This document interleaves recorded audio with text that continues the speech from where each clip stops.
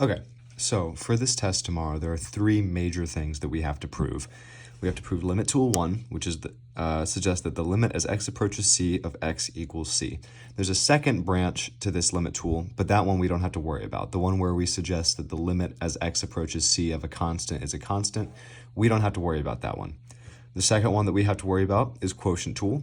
And the third one is the DNE tool, the does not exist tool. Now, I've ordered these in order from what I think is the easiest to the hardest. So we're going to start with the easiest one here, go slightly harder, go slightly harder. All three of these aren't too terrible, but there is certainly an order. So the first one that we have is that the limit as x approaches c of x is equal to c.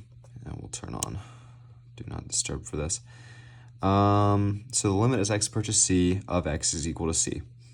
Now, this is just going to be a very basic delta epsilon proof. So what we want to do is we want to identify our f of x, which in this case is equal to x. We want to identify our c, which in this case is equal to c. And we want to identify our L, which in this case is equal to c again. Now, we're going to identify our gold. So our gold is always going to be that x minus c value, the 0 is less than the absolute value of x minus c is less than delta. So we want to find our gold, which in this case, because c is equal to c, then that's just going to be x minus c. That's our gold. Now we're going to take our f of x minus L, the absolute value of that, and we are going to set that to less than epsilon, less than epsilon. And then we're going to plug in our values. So we know that f of x is equal to x, and we know that L is equal to c. So we just sub in our values, and just like that, we already have our gold. It already has gotten to how we want it to look. So now we can come down here and we can do our actual proof. So we're going to say that our proof, we're going to say let epsilon be greater than 0, as we always do, and then we are going to choose delta to be equal to epsilon. That's because we didn't have to manipulate our value of f of x minus L at all, other than just plugging in our given values to get our gold here. So we can choose our delta to be equal to epsilon because these values here are numerically the same. Then we are going to take our 0 is less than x minus, the absolute value of x minus c is less than delta, and we are going to say that that is our given. And then we're going to plug in our values. 0 is less than x minus c is less than epsilon, epsilon. And now they look very, very similar. And we're just going to say that that's substitution. And now, finally, we are going to plug in, or not plug in, we are going to take our x is not equal to c, and absolute value of x minus c is less than epsilon. And that is just going to be properties of absolute values. And this is all set up here for us. So now we see that x minus c is less than epsilon, which we can, I'll just skip that step there. We can say that because x and f of x are the same, we can plug in f of x here, minus c, which is the same as L, and that's going to be less than epsilon. And now it's proved. We can just say that we substituted our information back in. So that one's not too bad at all. Where it gets just the tiniest bit more difficult is right here with Quotient Tool. So let's switch over to green, and let's say Quotient Tool. This one is slightly more difficult. We have a few things that we are given with Quotient Tool. We are given that the limit as x approaches c of f of x is equal to m. We are given that the limit as x approaches c of g of x is equal to n, which is not equal to 0. And we are given that h of x is equal to f of x over g of x. And now we are proving that the limit as h of x, the limit of f of the limit as x approaches c of h of x is equal to m over n, just like that. Now, we don't know yet, because we haven't proved the way Quotient Tool works, that f of x is that the limit of this over the limit of this is equal to this. We don't know that yet. So we have to find a way to prove it without using division, which is a little freaky, but not too terrible.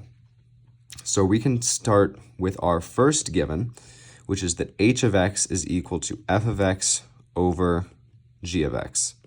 And the reason that we're starting with this is because this allows us to recalibrate this or reorganize it so that we can get f of x and g of x on two separate sides of each other to work with them as products rather than quotients. And so we can just say that this is given to us.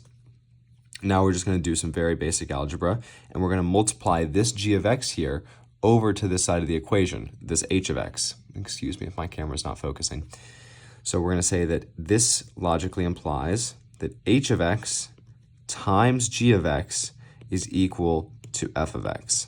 And that is just going to be some basic algebra of the reals.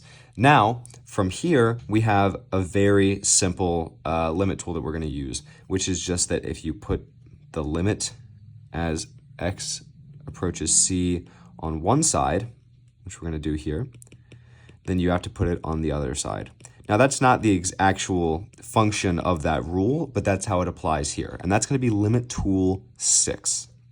From here, what we can do is we can use our product tool to say that the limit as x approaches c of h of x times the limit as x approaches c of g of x is equal to the limit as x approaches c of f of x, because the product of the limits is the same as the limit of the products. So we just say that that is power tool, or product tool rather. Now we can use substitution. We know that the limit as h approaches x of f of c is m over n, but we're still trying to prove that. So we need to get this guy right here isolated on this side of the equation. Now, one way that we could do that is by dividing this and putting it on this side. But then we would be back in the same situation that we were at the start, where we had two limits divided by each other. And that is what we are trying to prove. So before we move this function right here, or this value right here, under this value right here, let's go ahead and sub some values in so that instead of dividing by limits, we're dividing by numbers.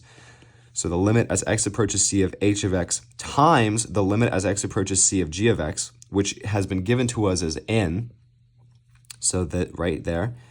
And then here we have the limit as x approaches c of f of x, which we've been told that that is m, just like that. And we can say that that is by substitution.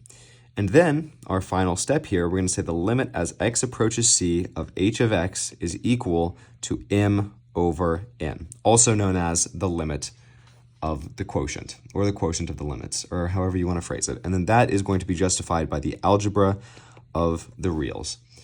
Now we're going to want to get into our hardest proof here. It's not terrible, it's not bad at all, it's just a little bit more complicated than the first two because we have to do it by contradiction. So we're going to do our DNE tool here. So we're going to say DNE tool, right there, and we're going to say, just indicate that it's by contradiction so that our readers know ahead of time that that's what we're trying to do. So we are going to take our givens, which these are just some example givens. Whenever we did this problem in class, these are the bounds that we were given ahead of time. These were the givens that we were provided with. So I'm going to do the same thing here. These numbers can be slightly different and it's going to work the exact same way. So our first given is that the limit as x approaches 3, again, it does not need to be 3 specifically, it just is in this case, of f of x is equal to 9, but is not, this is very important here, is not equal to 0. This value right here can never be equal to 0 because this is our value that's going to go on top.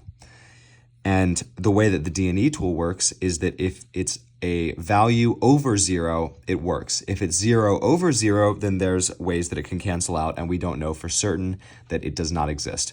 The second thing that we're going to be given is 2. The limit as x approaches 3 of g of x, a separate function, is equal to 0. And we're going to be given one final thing. We're going to be given that h of x is equal to f of x over g of x. And what we want to do is we want to prove, excuse me, my voice cracks a little, that the limit as x approaches 3 of h of x does not exist. And we're going to say right here, proof by contradiction. And so the way that we're contradicting here is that we are assuming that the limit as x approaches 3 of h of x does exist. So here's what we're going to say. Suppose that the limit as x approaches 3 of h of x does exist. Now, this is a little bit of a brick of text here, but it's not too bad. Just think of it this way.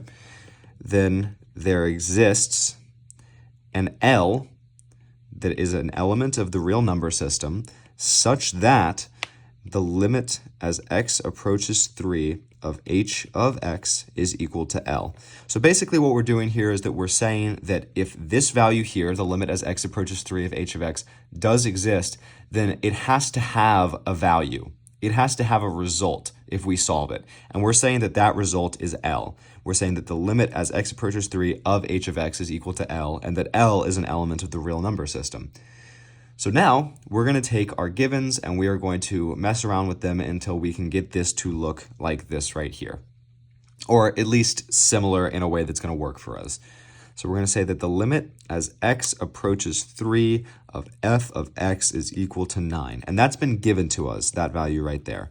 Now we want to manipulate this to get our g of x in there so we can make an h of x out of it. So we're going to take our limit as x approaches 3 of f of x, and we're going to multiply it by 1. You might remember us doing this in class. And that is also equal to 9. And that is going to be algebra of the reals, because if you multiply something by 1, it stays the same value. Then, what do we know that 1 is equivalent to? We know that any number divided by itself is equal to 1. So we're going to take that number that we're dividing by itself, and we're going to say that that number is g of x. And that is still equal to 9, because g of x divided by g of x is equal to 1, and f of x times 1 is equal to f of x. So that is still going to be algebra of the reals. Now, we're going to say that the limit as x approaches 3 of f of x over g of x times g of x is equal to 9. Now, this is a little bit more complicated. Basically, what we're saying here is that in this bar, we have 3 things. I'm going to make this a different color so you know we're talking about something different. We have f of x, we have g of x, and we have 1 over g of x. Now, originally, we were saying that that 1 over g of x was assigned to this g of x. So it looked like this. But now the way we're writing it is we're taking it back out of this g of x over g of x and making it look like this again. And we're saying that f of x times 1 over g of x times g of x. And what that's going to look like is f of x over g of x times g of x, because we're cross multiplying here. So yeah, so this is going to multiply into here and this is going to multiply into here. So that's why that works the way that it does. So now we're going to cut this and go back to what we were doing. So now, come on, there we go. Now, what we are saying is that the limit as x approaches 3 of f of x over g of x times the limit as x approaches 3 of g of x is equal to 9. And we're able to do that because of our product tool, or our power tool, or whatever it's called, where the limit of the product is the product of the limits. So limit as x approaches 3 of f of x over g of x times the limit of as x approaches 3 of g of x is equal to 9. Now we can do the same thing that we did a minute ago. We can sub in some values. We know that h of x is equal to f of x over g of x. And look at that, we have this right here. So we can say that the limit as x approaches 3 of h of x. Now remember, this doesn't just transfer to h of x. This and this are not equivalent. You still need to keep that limit as x approaches 3 because we are just subbing in this h of x for that f of x over g of x value. And then that is going to be multiplied by the limit as x approaches 3 of g of x, which we know to be 0 based on our givens. So we're going to say 0 is equal to 9. Now we're going to say that that's by substitution because we're subbing in values that we already had. And now our final step, we were going to say that the limit as x approaches 3 of h of x, we know this to be L. That was the thing that we suggested at the beginning, is that the limit as x approaches 3 of h of x is equal to L. So that's going to be L times 0 is equal to 9. And we can say that is by substitution. By substitution of contradiction assumption. Just like that.